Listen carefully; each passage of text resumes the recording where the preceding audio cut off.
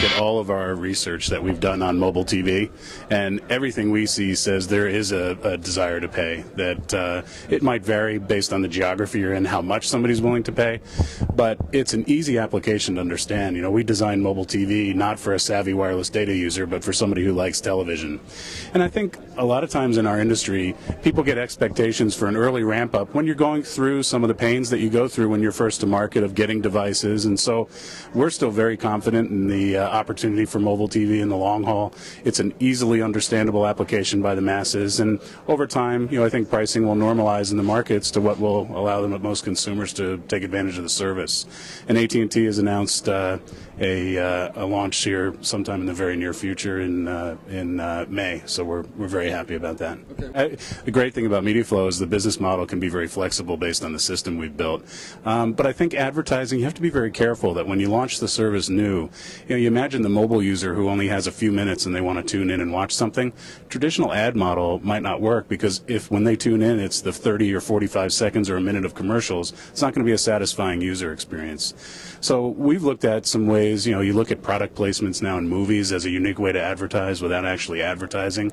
Because MediaFlow is a brew app, you could be watching a television show or any program you want, and there could just be a little bar across the bottom of the screen asking you, you know, did you want to buy this product? Or if you're watching a baseball game, did you want to buy tickets? Did you want to buy a jersey? So I think there are ways to introduce that without interfering with the customer experience with the service. And then I think the other growing pain, but I think we're largely through it, is, you know, the content brands had to really think about mobile being a different medium and one that wouldn't cannibalize their existing rate sheet for cable TV, and I think they've gotten over that hump. But that's some of the early process that you go through to bring a service like that to market. I mean, I think the good thing is it can be both. And actually, what we were surprised at, again, MediaFlow will support either the idea of clip casting and storing content on the phone, or streaming. And what we've seen is time shifting of content. So, you know, The Late Show and Jay Leno, they're getting put on time shifted the next day for people who don't want to stay up late at night.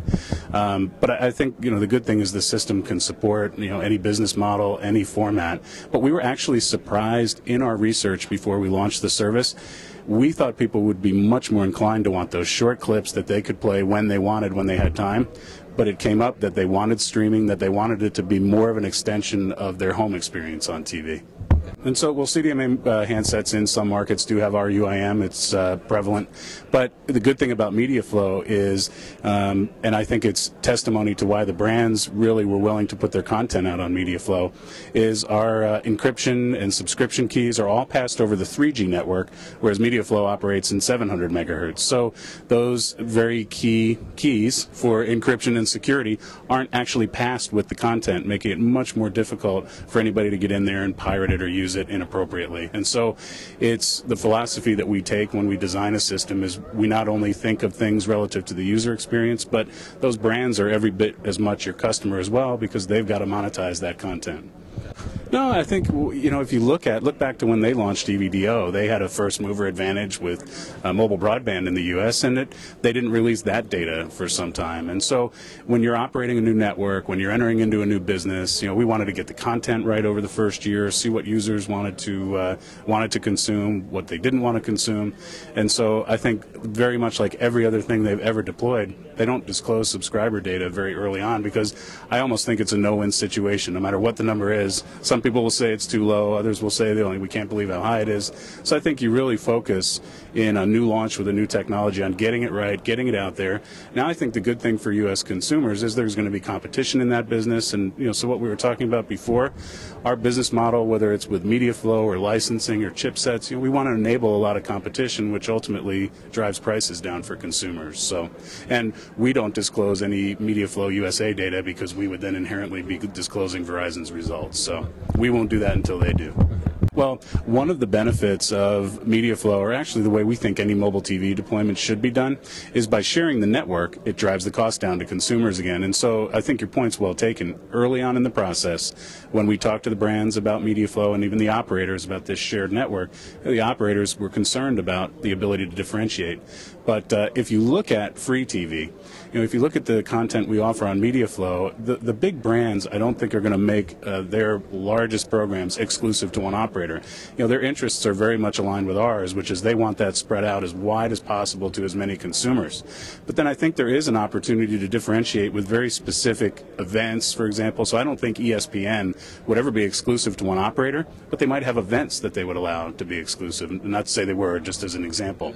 So I think there's room for both, but the key reason that the system is a shared system is, number one, MediaFlow is recognized the world over as being technically superior to any other standard, but important because if that network is a shared resource and each operator isn't going out and building their own, it keeps the cost lower to consumers. We learned a great lesson in Korea when a soap opera got so popular in the afternoon that everybody was watching it at once and just brought the 3G network to its knees.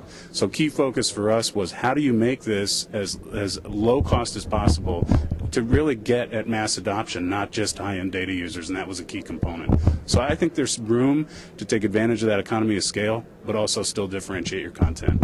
I think it's something that's farther out for sure. Data roaming has taken so long, and if you look at mobile TV, you're going to have different frequencies all over the world that could be allocated for mobile TV. In the U.S. we've used 700 megahertz. In Europe, they're talking about 1.5 gigahertz as an interim solution until the DTV transition is complete there. So the answer is it'll be complex because you'll have different frequencies around the world, but we overcame it in wireless phones for both voice and data capability, and I'm sure we will.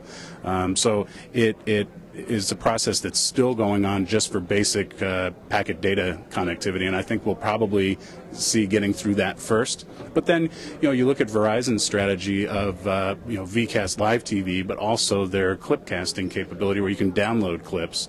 And I think that's something that could be available on data roaming. You might not get streaming, but if you want to download, 2-minute segments from the football match that you wanted to watch, you'll be able to do that when you roam on the data network.